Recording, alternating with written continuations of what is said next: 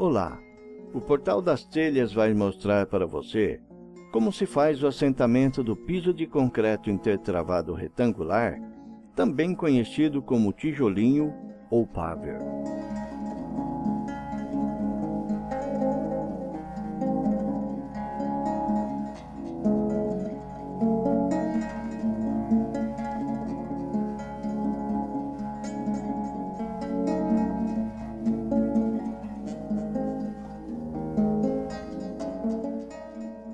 O piso retangular ou tijolinho é um dos mais utilizados devido ao seu formato, cujo acabamento tende a ficar com um bom nível de perfeição.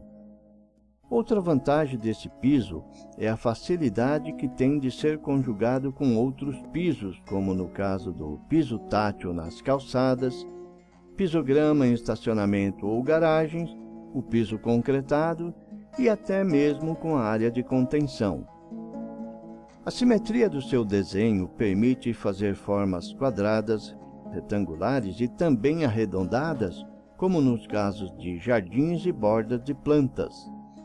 Porém, o sucesso ou fracasso do seu piso depende do capricho do profissional que for executar o serviço, portanto, fique de olho.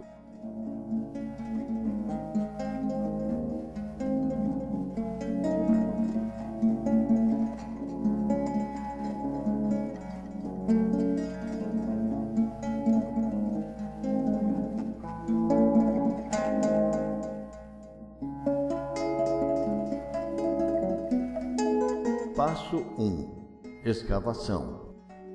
Como sempre, se você tiver um piso colocado nessa área, retire-o totalmente. Nunca assente um piso intertravado sobre um outro piso qualquer, pois o objetivo do assentamento é a permeabilização do solo.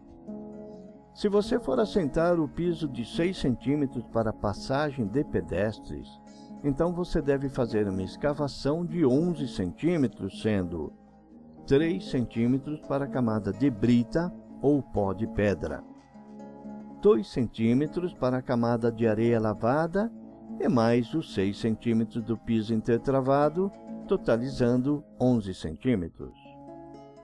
Porém, se for utilizar o pavimento para tráfego de veículos, escave 18 cm, sendo 7 cm para a camada de brita ou pó de pedra, 5 cm para a camada de areia lavada e mais os 6 cm do piso intertravado, totalizando os 18 cm. Feito isso, espalhe a brita ou pó de pedra com um rastelo por toda a área do assentamento.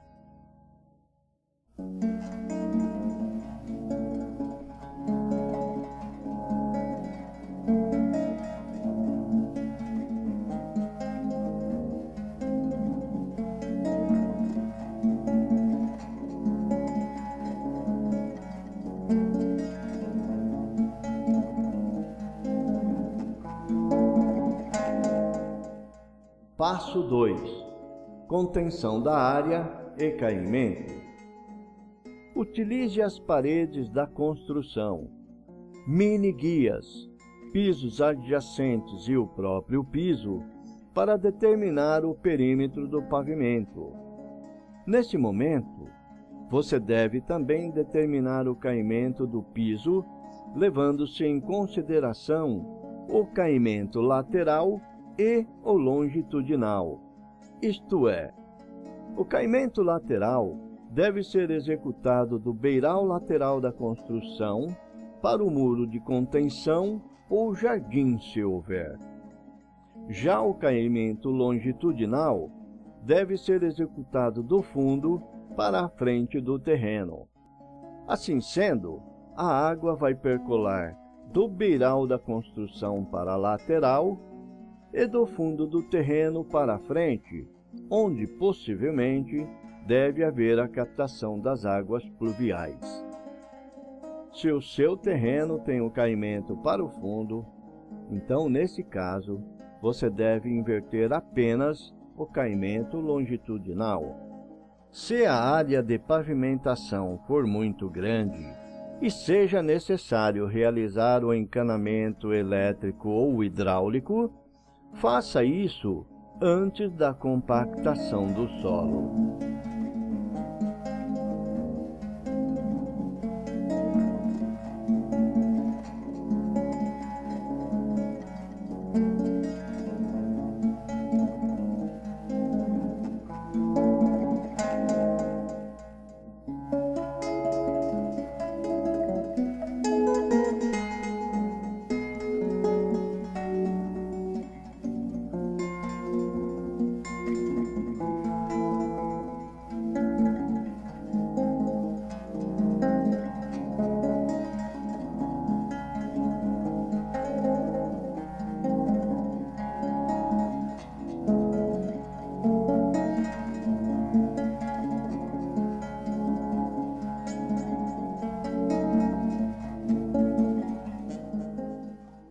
Passo 3. Compactação do subleito. A compactação do solo ou subleito é um passo importante nesse tipo de pavimento, pois, caso não seja bem feita, com o tempo, a tendência do solo é de se acomodar. No futuro, pode ocorrer empoçamentos indesejáveis por causa do desnivelamento do piso gerado por essa acomodação. Com isso, vai haver o deslocamento das peças, o que pode deixar o piso totalmente irregular. Nos cantos, esse efeito cria um espaçamento entre o piso e as paredes de contenção do perímetro, provocando deslocamentos e até mesmo a perda das peças recortadas para o encaixe. Se a área for pequena, pode-se utilizar um soquete manual. Porém, se for grande, utilize maquinário apropriado para realizar a compactação. Respeite o caimento já determinado pela linha de pedreiro e utilize sempre o nível para conferir.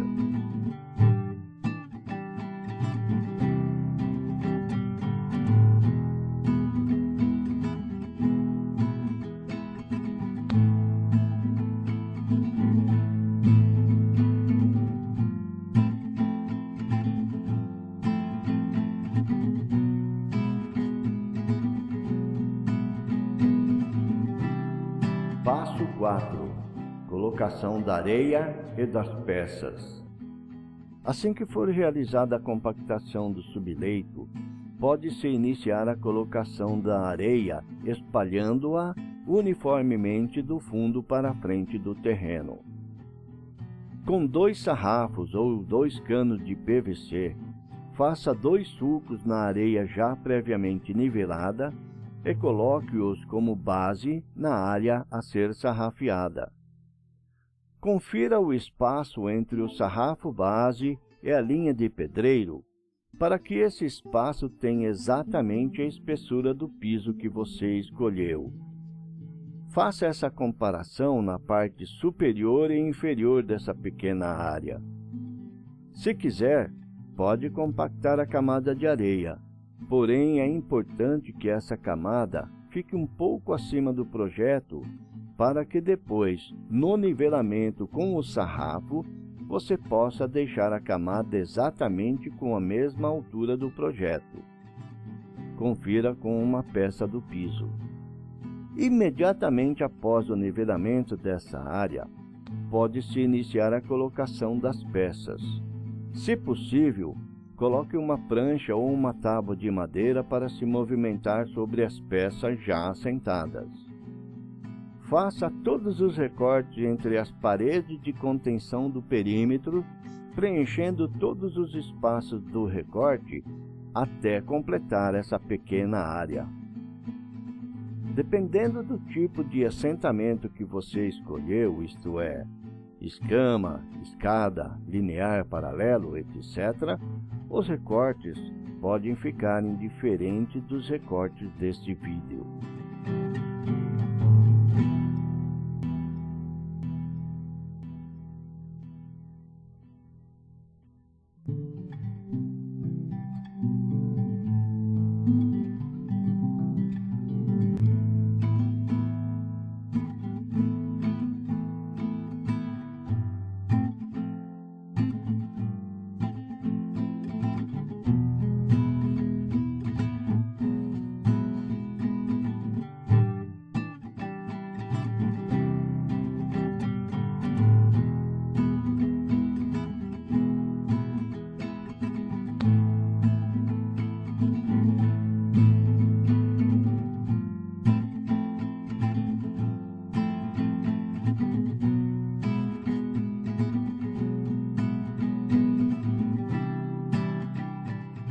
Passo 5. Compactação do pavimento. Após realizar a colocação das peças em toda a área, é necessária a compactação do pavimento. Por que é necessária essa compactação? A maioria dos fabricantes negam, mas o piso individualmente tem diferenças milimétricas na dimensão de sua espessura. Essa diferença não é notada a olho nu. Seria necessária uma ferramenta de precisão para que pudéssemos constatar essa diferença. Contudo, no conjunto do pavimento pronto, poderemos notar algumas saliências. Ao realizar a primeira compactação, transferimos essa diferença da flor do pavimento para a parte inferior do piso, já que a camada de areia pode assimilar essa diferença com muita propriedade. Ao compactar o pavimento, a vibração da máquina transfere essa diferença, alinhando a parte superior, pois a base do vibrador mecânico é completamente plana. Terminada essa compactação, deve-se iniciar uma segunda compactação com areia fina e bem seca para rejuntar as peças. Deve-se espalhar a areia por toda a área do pavimento, passando o vibrador mecânico por sobre a areia, o que vai fazer com que a areia penetre nos vãos que ficam entre as peças, graças aos espaçadores do piso intertravado. Os espaçadores são aquelas saliências na parede lateral do piso que faz com que as peças fiquem sempre separadas. Feito isso, basta retirar o excesso de areia com uma vassoura e está terminado. Não requer secagem. Terminou? Pode liberar.